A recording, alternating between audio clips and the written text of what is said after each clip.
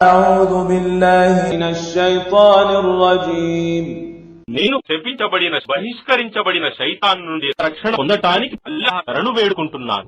يا أيها الذين آمنوا كونوا أنصار الله كما قال عيسى ابن مريم للحواريين من أنصاري إلى الله قال الحواريون نحن أنصار الله فآمنت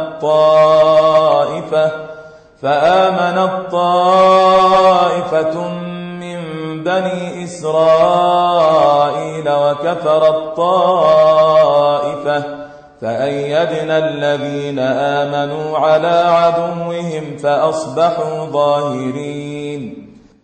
ఓ విశ్వాసులారా, మరియం కుమారుడు ఈసా తన శిష్యుల హవారీయులకు ఉపదేశించిన విధంగా మీరు కూడా అల్లాహ్కు సహాయకులుగా ఉండండి.